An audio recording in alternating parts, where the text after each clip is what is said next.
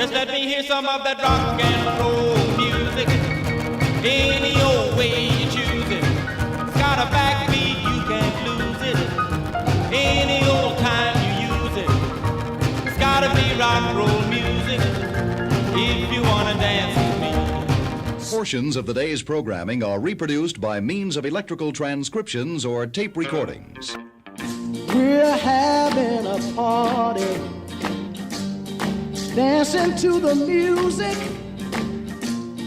played by the DJ on the radio.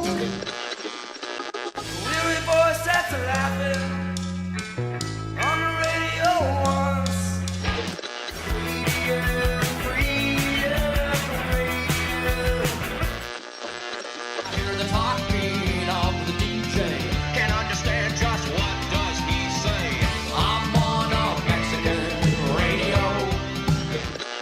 Quiet, numbskulls, I'm broadcasting. This is rock and roll radio. Come on, let's rock and roll with the Ramones.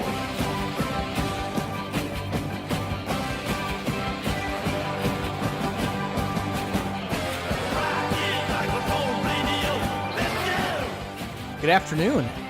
Feels good to say that. New time here for the Rock and Roll Radio program. 3 p.m. to everybody who's listened to us over the last 3 years, and in particular over the last year and a half, 2 years, in our later time slot at 6 p.m. Thank you for making it possible for us to move to 3 p.m. So this is the first show in the new time slot, and we thank you very much for joining us. This is the Rock and Roll Radio program right here on AM 1420 WIMS, the talk of the South Shore. My name is Jim Ryan, so again, thank you for joining us, and this is not a one-time thing. Apparently this is a permanent thing, so every Sunday a little bit earlier in the day, 3 p.m. Might be difficult for you during football season, but it works pretty well for now. We'll cross that bridge when we get to it. Some sad news in the rock and roll world earlier this week. Soul singer Percy Sledge passed away earlier in the week. He was 73, died of natural causes. Of course, you know his song When a Man Loves a Woman, as well as countless others. So again, Percy Sledge passed away earlier this week. Heard him in the background a little bit there. Not going to be able to get to Percy Sledge tonight. Maybe we'll get around to that next week. What we are going to hear tonight is the music of Moreno. A lot of concerts coming to town. You got the Replacements coming up in 9-10 days over at the Riviera Theater with the Smoking Popes. And announced earlier this week, a very special show featuring Pete Townshend of The Who alongside Eddie Vedder. Tickets on sale for that in a couple days on Tuesday. Thursday, May 14th, over at the Rosemont Theater. An evening celebrating the music of The Who, Pete Townshend, and Eddie Vedder of Pearl Jam. Basically, it sounds like it's The Who minus Roger Daltrey, and they're doing it right after their show at The Who show at the Allstate Arena. So kind of a cool one-off show there. One-off this time around, but Pete Townshend and Eddie Vedder have done these charity shows together going back at least 10 or 15 years. And always a cool show. But another show that's coming up a little bit sooner than that, a week from tonight, to be precise, Sunday night, April 26th, over at the Bottom Lounge in the city's West Loop, is the band Moreno. Probably remember the band Moreno, a Chicago band from the late 90s, kind of post-rock. They were kind of in that second wave of Chicago alternative bands. I mean, obviously everybody remembers that first wave. I think Spin magazine infamously referred to Chicago as the next Seattle. At a time when, you know, bands like Material Issue kind of paved the way for the success of Smashing Pumpkins and Veruca Salt and Liz Phair and all that kind of stuff that followed it. Well, Moreno hit with their debut EP 33 minutes and 11 seconds later in 1999. But that was their only official release. Some unreleased tracks floating around out there, and carved out kind of a nice niche for themselves, especially in Chicago, where they opened for bands like the Smoking Popes, as well as more national acts like Mascis of Dinosaur Jr. Well, getting back together for a one-off reunion show, and again, that's a week from tonight on Sunday the 26th over at Bottom Lounge. Well, we talked to Sean Hulet, vocalist, guitarist, songwriter of the band Moreno, about that show. He joins us in studio tonight, in fact. He's here right now, and we'll speak with him shortly. But we get started tonight with a track from Moreno. This is from that debut EP in 1999. This is a song called Wrecked. stick around. We speak with Sean Hulet about the Moreno reunion show going on at Bottom Lounge right after this. But we begin tonight, Moreno, this afternoon on the Rock and Roll Radio program. I wrecked myself again. I wrecked myself again.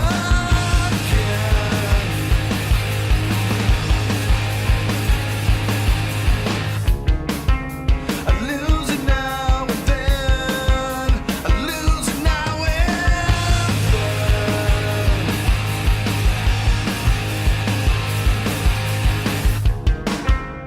Mom and Dad can't help me now. I know somehow I'll do it all again.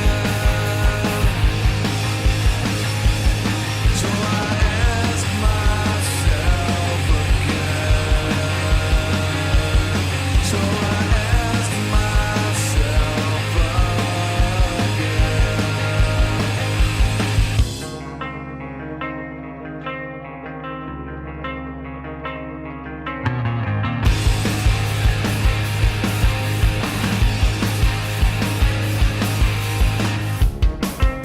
I think I lost a friend. I think I lost a friend.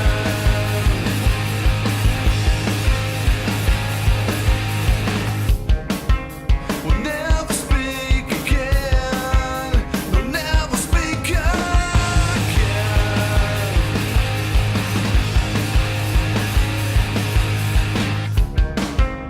And all the love can help me now. I know somehow I'm ruining it again.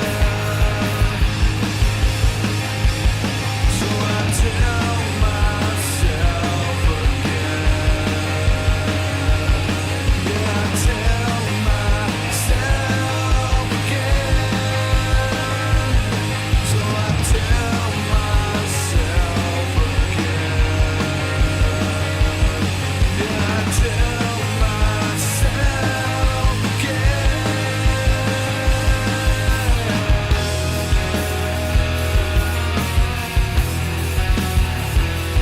This will all work out in the end.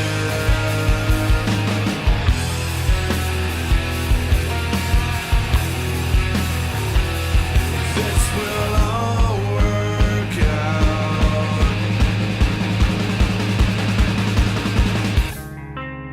No one here can fix this 'cause I wasted all my time and time again.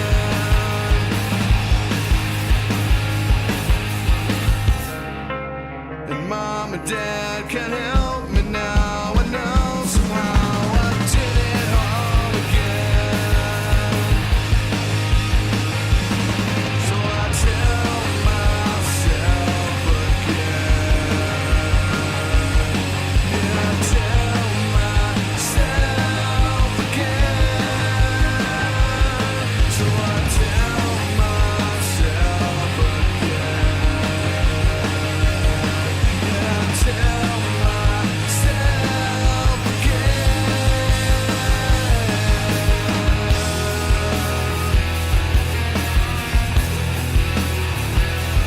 This will all work out in the end.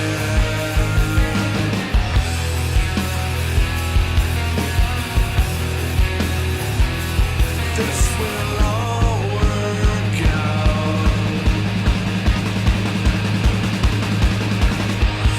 All right, from their 1999 EP, 33 minutes and 11 seconds later, Moreno. My guest this evening on the Rock and Roll Radio program, vocalist, guitarist of the band Moreno, Sean Hulet. Welcome, sir. Hello. You guys have a gig coming up, first one in a while. We do. This lineup hasn't played together in 15 years. Okay. Which is amazing because we're all in our late 20s. Okay. Yeah, Scott Rosenquist is flying in from Los Angeles, our drummer. Our guitarist, Chris Jasinski, is coming in from Grand Rapids. And Mike Sheaver, our bassist, will be coming from Southport and Wrightwood. Well, Sunday, April 26th, the date over at Bottom Lounge in the city of Chicago's West Loop. You can check out Moreno as well as the band The Cells. Who else is on the bill? All the Animals is opening the show with featuring Lucas Guariglia, our friend. All right. Now, Why the reunion now? How did this all come about? We've been talking about it for years, throwing it around, saying we need to play again. We all miss it.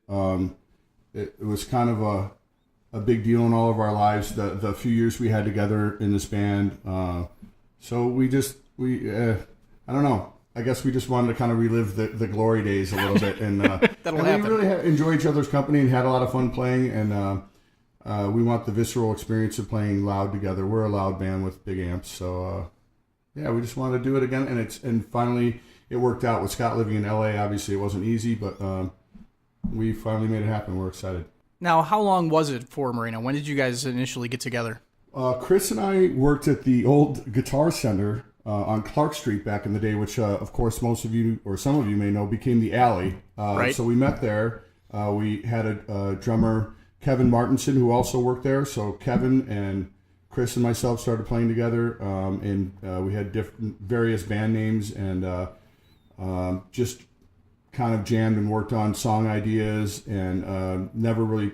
We played a couple shows here and there with different bass players, but never really got anything rolling. Okay. And then we started looking for a singer, which ultimately was fruitless. And we realized none of us can really sing. Actually, Kevin could sing somewhat, but he was the drummer, and we didn't want that happening. So I became the singer. You keep telling me that you're not. You keep telling me you're not a singer, but you sound pretty good on the album. I have to say. Thanks. I write songs within my own vocal range and my own muffled thing I do.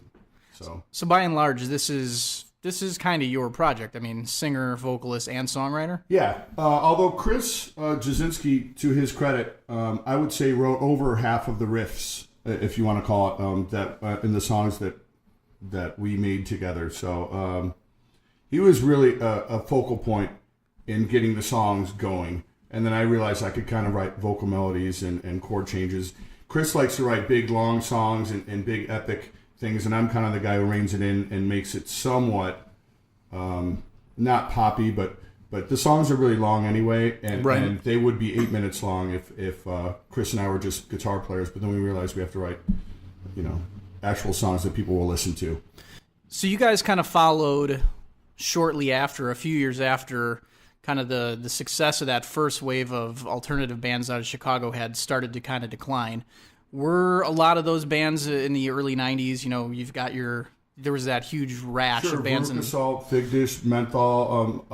We played a lot of Triple Fast Action. We played shows with all those bands at one time or another in varying stages. Sure. But yeah, interestingly enough, Fig Dish is playing with Local H. They're doing a reunion this coming Sunday. I love Fig. I didn't realize Fig Dish is on that bill. At Metro. Yeah, they're going to open that show. Or I don't know if they're going to open, but they're on the bill. So. Oh, I didn't even realize. Okay, that's good to know. That should be interesting.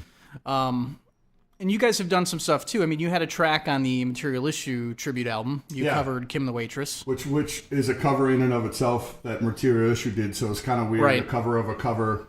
But we tried to do it in the style that they did it.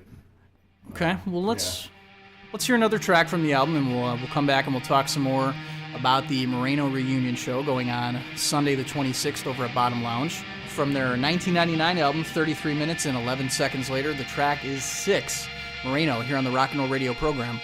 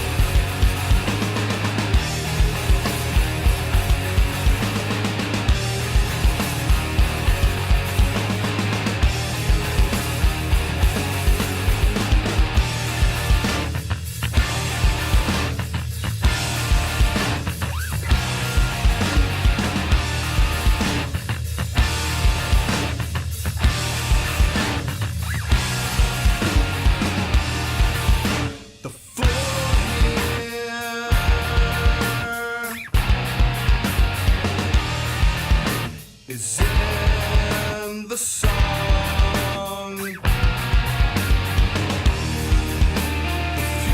here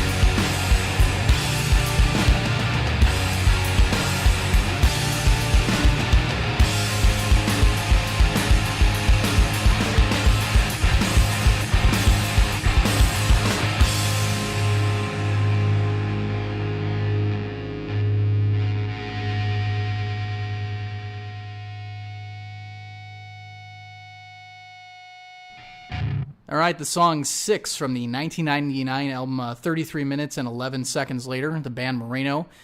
My guest in studio this evening, Sean Hulet, vocalist, guitarist, songwriter of the band Moreno, and you guys have a reunion show coming up. This is good stuff. Sunday the 26th. Yes, show's at 7 p.m. It should be over by 10. It's all ages for you young kids out there who like Moreno. At our age now, we got to get everybody home and back exactly. to the suburbs safely at a reasonable time. Yes, all of you, even in the suburbs, you should be back home in bed by 11:30. So no excuses. And also, I'd like to note that this is our latest release. Okay, it's a hot new off the presses, 1999. It's only 16 years old. It's weird to say that. Yeah. It's aged well though. Thank you. And I appreciate it. Recorded with Andy Gerber, who's now gone on to record locally. A lot of bands people are familiar with. Local H, that's a big one. Yeah, Andy's a great guy. I hope he's at the show. I'm going to call him the day before and guilt trip him and make sure he's there. Okay. But, we had a great experience with him. This is the recording predates him having a proper studio. We recorded it in his apartment in Logan Square. Okay, so this is before Million Yen Studios. It was called Million Yen at the time, but it was, I think bass tracks were recorded in his dining room, guitar tracks were recorded in the living room, vocals in the bathroom kind of thing. It was a great experience though. We immersed ourselves in it for a couple of days and lived the life. That's an interesting, because I remember his band Million Yen too. Yeah, which was a great local band. Absolutely. Yeah, he's an excellent musician. Let's talk about some of the shows that Moreno has played over years that people might actually be familiar with, because I said to you when you first walked in, I'm like, I have a feeling I've seen your band before you and I even met. The J Mascis and the Fog show. Yeah, over at Metro. Yeah, that was one of our first shows, the three-piece. It was a little scary. And Jay, I remember having, Jay had his amps kind of not as far back on the stage as what we would have liked. So we wanted to, we asked if we could, they could push the amps back so we could actually move, and we couldn't. So our drum kit was right up at the front of the stage. So I had my own sector of the stage, the drums in the middle, and then Kevin, bassist, was stage right. And I literally couldn't move my guitar neck, swing it past my mic stand. So I stood there the entire show. Not that I'm a move around guy, but it was an interesting experience. But I feel like that was one of the best shows we played as a three-piece.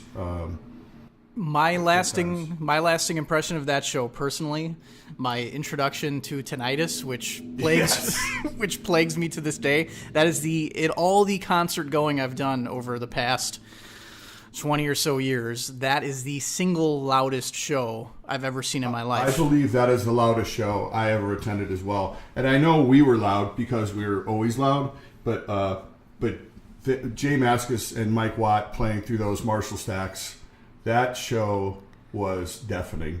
I remember being uncomfortable, drinking my beer and it shaking in my hand and having to go downstairs a couple times just to get away from the din. It was amazing. I was at the show with my brother, and I remember that being the reputation on Dinosaur Jr. was that they were just loud as hell. Yeah. But I had never seen them, so I saw Jay was unprepared, and I was there with my brother, who does not go to a lot of shows, and we had to do the same thing. We retreated about midway through and watched the rest from halfway down the stairs. But some other shows you guys have done. Have you performed with Local H ever or no? I don't think... I couldn't remember if I saw you with Local H. We did ever play with Local H, no. Smoking Popes? I would like to. We did. We actually played a show at Double Door, Smoking Popes headlining, Alkaline Trio middle band, and Moreno opener. And that's when Alkaline Trio obviously wasn't the huge entity that they became. Right. And I remember I actually worked at a guitar store at the time, and I sold Matt Skiba some gear. And I remember him saying to me, "Yeah, I'm getting my band together. This is going to be great. We're just this short of saying we're going to be huge," and me kind of going, "By yeah, God, kid, good luck," or whatever. And then a year later, they're massive. So, and here we are, 15 years later, with Alkaline Trio still exactly doing quite all right for themselves. Yeah, good for those guys. I love those boys. And Smoking Popes back here in a couple of days. They're at the Riv. Did you see their opening for the Replacements? Yes, and I just at Bottom Lounge they just played 3 nights with Face to Face. Yes, it was incredible because they did their 3 records along with Face to Face. Their first 3 records, and it was they were incredible. doing. Oh man, they did Destination Failure in its entirety. I didn't even know that. So Destination Failure is their third record, third one. They didn't do that in its entirety because they didn't have time, but they did most of it. Okay. But the first 2 records, Get Fired and what's the middle one? But anyway. Born to Fail? Yes, Something? Okay. Yes. Born to Quit. Born to Quit. Yeah. So they did those, and they were as fantastic as ever. And it was a joy bartending and making money while I get to listen to the Smoking Popes live. I was in, because Sean works at Bottom Lounge, so that's the... Yes. Yeah. Sorry, a little plug there. Drank beer with Sean at Bottom Lounge while watching punk rock. Yeah. A couple times anyway. But it's a fun life. Yeah, that's not bad. Wow, I was in Dallas last week and wanted to hit one of those face-to-face shows, and it just wasn't going to happen. But let's get back on track here. Yes. You're my guest in studio this evening, Sean Hulet of the band Moreno, who's getting back together, and they're playing at Bottom Lounge pretty soon. Sunday, April 26th. 6 days from tonight. Doors are at 6, and show starts at 7. There you go. So check that out. I want to get you to tell a story you told me off the air. Getting back to the Jay Mascis show. Oh, the Jay Mascis show. Yes. So because I forgot until you reminded me that Mike Watt was on bass that night in Jay Mascis's band. Indeed. Yes. So Moreno opened the show. We noticed about halfway through the show that Jay and Mike were standing at the side of the stage, which was really nice. They were watching our set. I got off stage. Kimball Roser effect was going on. And I remember Jay and Mike both saying, "Hey, I love your guitar tone, blah, blah, blah, yada, yada, yada." And I watched Jay's set, of course. And then I mentioned to Jay, I noticed he had a 1972 purple Marshall head, purple Marshall slant cab on top, but a red JCM 800 cab on the bottom. So I said to him, I said, I have the bottom cab for your stack. It's exactly like yours. It's beat up just like yours. I have it at my practice space. And Watt was like, "No kidding. Why don't we go to the space and get it?" So me being stupid, I said, "No, Watt, you don't have to come with me to the practice space," which I should have. Yeah, you really, that's I blew it. You should have. I was being too nice. That's kind of my problem in life sometimes. Too nice. I should have said, "Yeah, Watt, come on and help me out." I went to the space, grabbed it, traded Jay.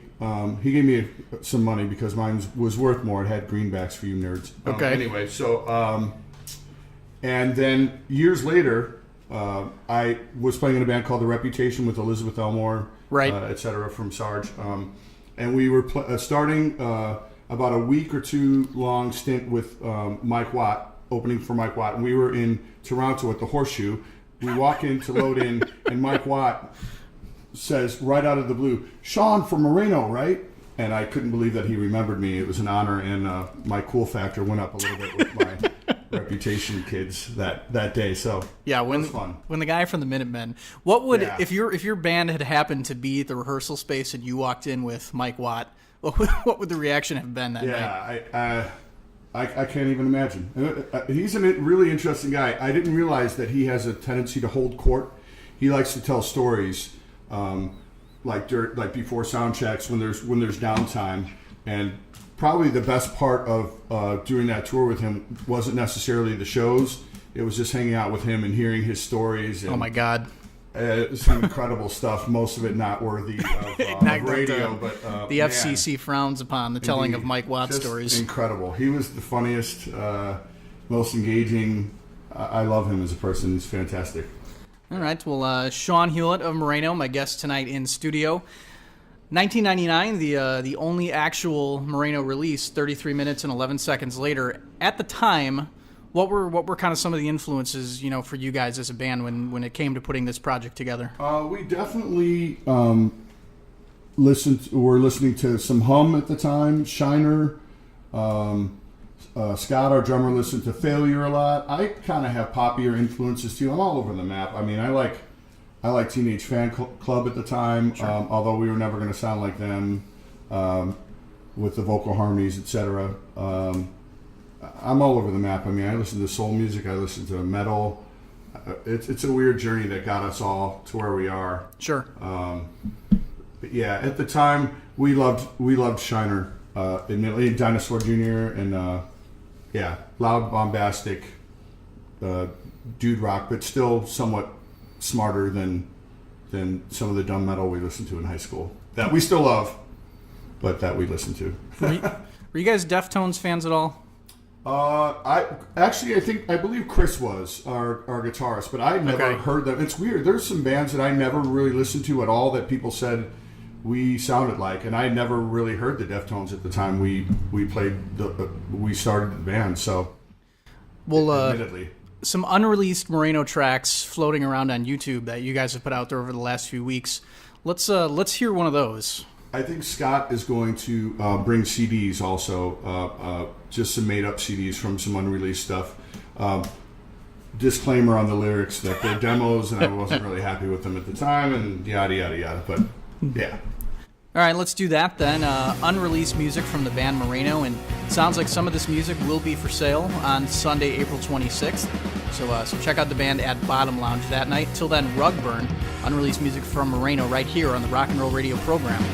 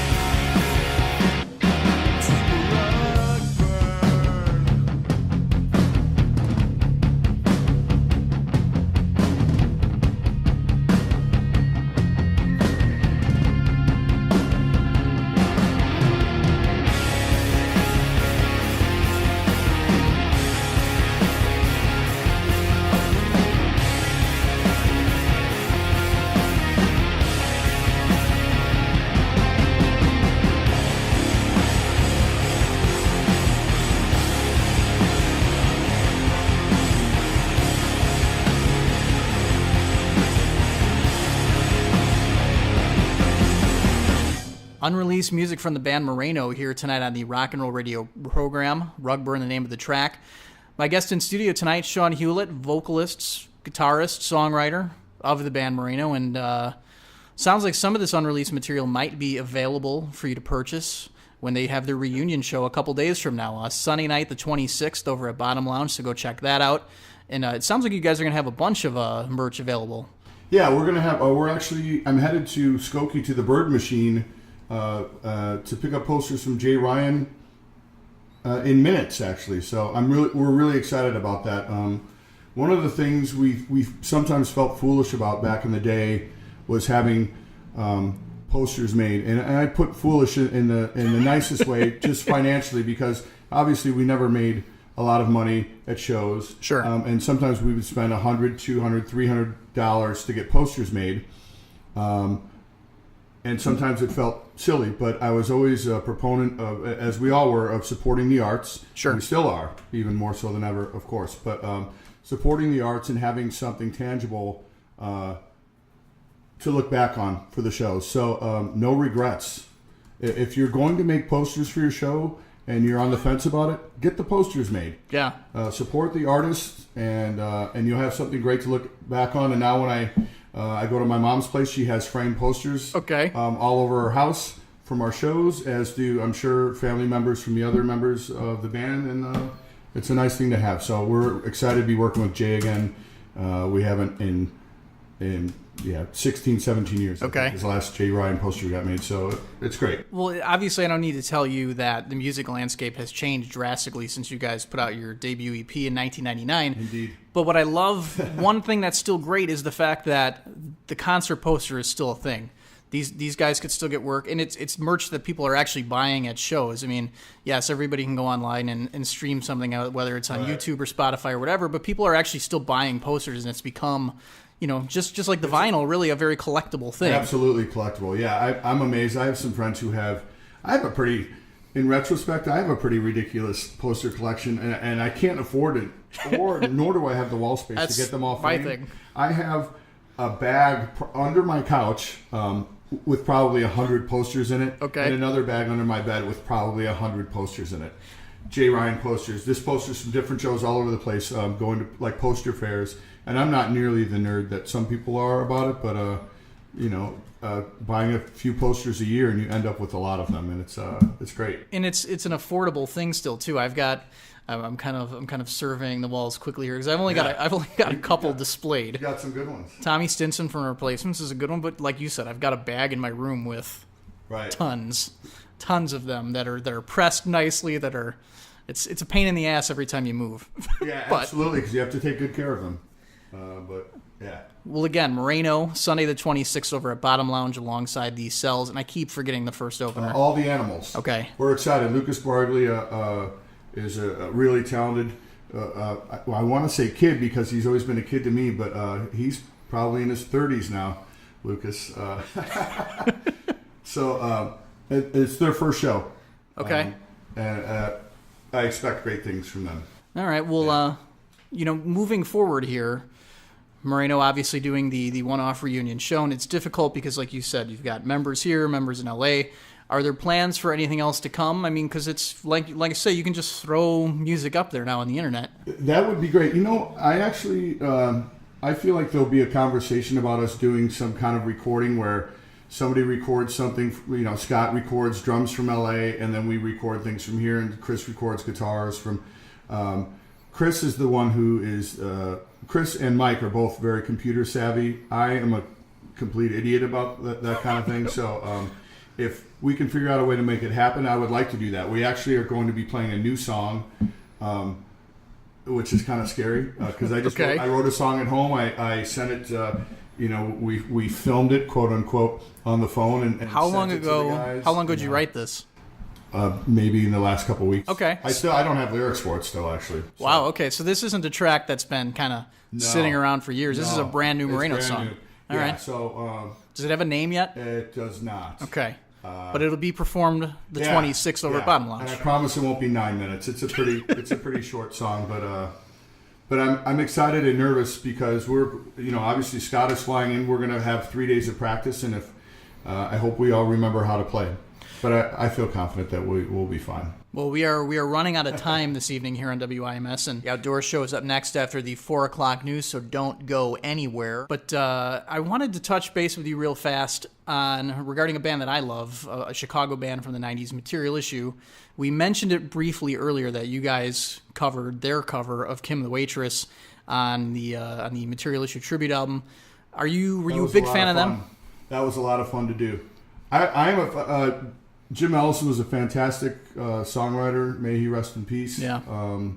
That was a really rough go for a lot of people. Mike Zelenko and what's the bassist name? Ted. Yes, I'm sorry. Ted actually joined us when we did the show for that tribute record. There was a show at the Double Door, subsequent show, and Ted joined us on stage and played bass, and we played last. So we were very drunk. I remember I called out some writers because the record got a couple bad reviews, and I was drunk enough to call out some writers from the stage. That was a fun moment. That's your true rock star moment. Not my finest moment, but it was fun. Did your paths ever cross with Jim back there in the early 90s? Because I know, like I say, you guys started a little bit after a lot of those bands. Absolutely, yeah. Okay. I would see him at bars on a regular basis. I saw him. I used to work for a high-end guitar store, so I would see him at vintage guitar shows a lot. He definitely would dress the rock star part, so he's hard to miss. He usually was wearing leather pants and stuff like that. That's what everybody's always told me about him, that he was every bit the rock star. He definitely was. Yes, to his credit. All right, yeah, absolutely. Yeah, our paths crossed many times. I never got a chance to see Material Issue. I was a little too young before they stopped performing shows. But I saw the reunion shows a couple of years ago with Phil Angotti. They were great. He's a friend, and he's a tremendous musician. Man, that guy. His encyclopedic knowledge of all things 60s and 70s, especially Beatles and Byrds and things like that, and fantastic guitar collection that I'm very jealous of. He's great. And those were great shows. I mean, Ted and Mike were still so sharp as a rhythm section too. It was really great. Fantastic musicians. Mike's one of the best drummers, not only in Chicago but anywhere, in my opinion. He's top notch. He actually replaced a little weird note. Scott Rosenquist, our drummer, left a band called Starball to play in Moreno, and Mike replaced him in that band. So. It was a little connection. Yeah, exactly. While we were learning Kim the Waitress and Scott was learning Mike's part in that song, Mike was learning Scott's drum parts for Starball. Well, let's hear the track that you guys contributed to the Material Issue tribute album. It's your cover of Material Issue's cover of the Green Pajamas. We continue now with Kim the Waitress here on the Rock and Roll Radio program. Stick around, more with Sean Hulet right after this.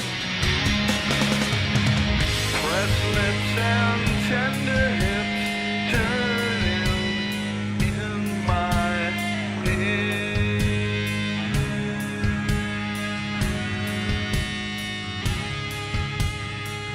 Writing poems in a corner booth that I'd die if she read.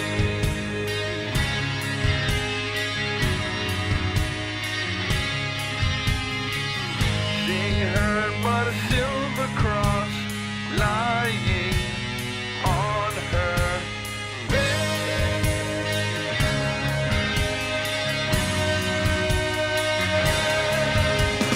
No one can save us, Kim the Waitress. No one can save us, Kim the Waitress. Nobody can save us but Kim the Waitress.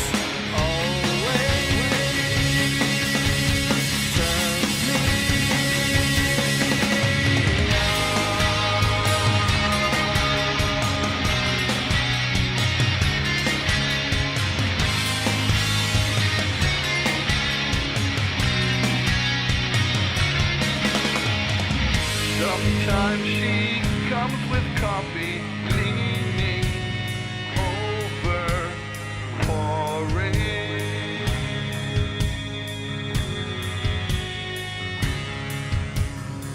I like to gently pull it to me, kiss her with no warning.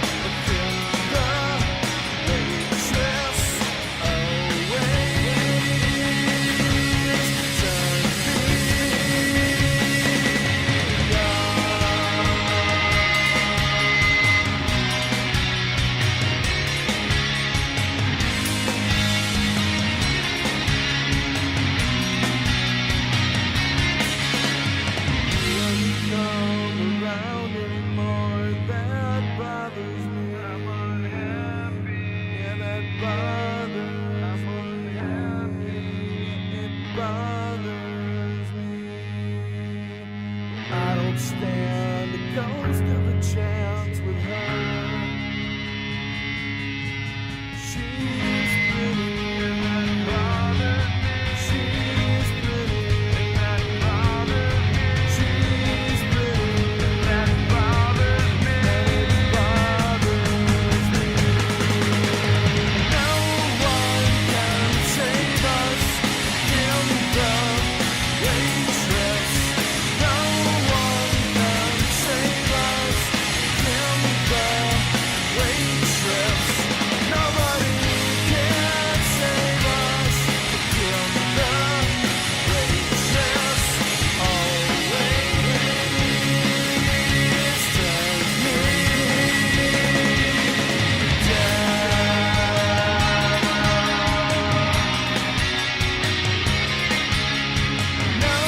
Always tells me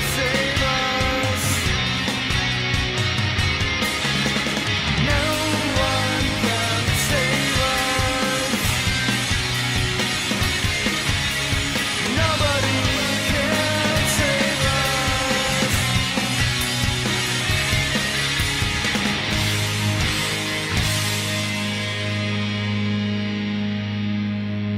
All right, Moreno with their cover of Material Issues, Kim the Waitress, and you can find that on the Material Issue tribute album, Just What This World Needs. My guest this evening in studio has been Sean Hulet, vocalist, guitarist, songwriter for the band Moreno, and you can and should go catch them Sunday the 26th over at Bottom Lounge. So, Sean, thanks for joining me. It's been... Jim, thanks so much for having us, man. I really, really appreciate it. It's been a pleasure. It's always a blast to talk music with you. We'll, Absolutely, you as well.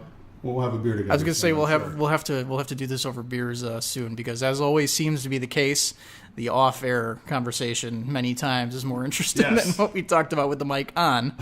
whether the FCC would agree is a different story entirely. Absolutely, yes. But so yeah, Moreno's got the reunion show on the 26th. What else do you have? Do you have any other projects here you're involved with now? Sunken Chips. Okay. I actually play bass in that band, which is cool for me. It's a little bit different. Eric Molly is the singer-songwriter, and he used to play drums in Sybaris. And Scott Spadali, guitarist extraordinaire, used to play in a band called Premium. They played a lot of shows with Moreno back in the day. He's played in other bands, and Danny Severson, drummer, has played in more bands than I could even shake a stick at. So yeah, Eric's a really good songwriter.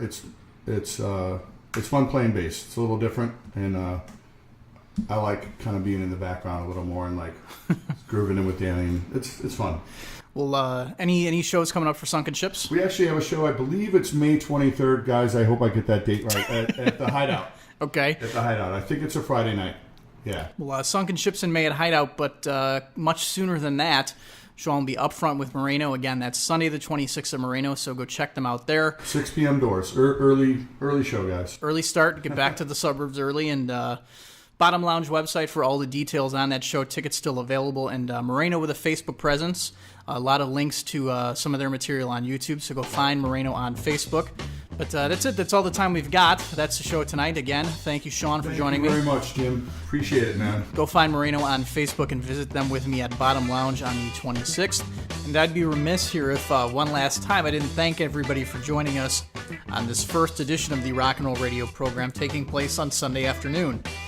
Right here at 3 o'clock in WIMS. This is not a one-off thing. This is our new time slot. So again, each and every Sunday afternoon now, not Sunday evening. You can get ready to go out on Sunday night. You can get ready to watch Sunday Night Baseball. Whatever it is that you do on Sunday nights, prepare for that by listening to the Rock and Roll Radio program at 3 o'clock in the afternoon. Still streaming online, all of that good stuff. But again, each and every Sunday moving forward, 3 p.m., no longer the 6 p.m. start. So thanks for joining us a little bit earlier this afternoon. Please continue to do that next week. But for now, stick around. The Outdoor Show up next after the 4 o'clock news here on AM 1420 WIMS, Michigan City, the talk of the South Shore. This has been the Rock and Roll Radio program. My name is Jim Ryan. It is Sunday afternoon. Good luck Monday morning. When you come in on Monday and you're not feeling real well, does anyone ever say to you, sounds like someone has a case of the Mondays? No. No, man. I believe you get your ass kicked saying something like that, man. Here's the thing. I made that tape special for today. My special Monday morning tape for you. Special! What's Monday afternoon? You should get out of bed earlier. Come on, dude. Play it. Don't you want to hear what's next? What's next? Play it!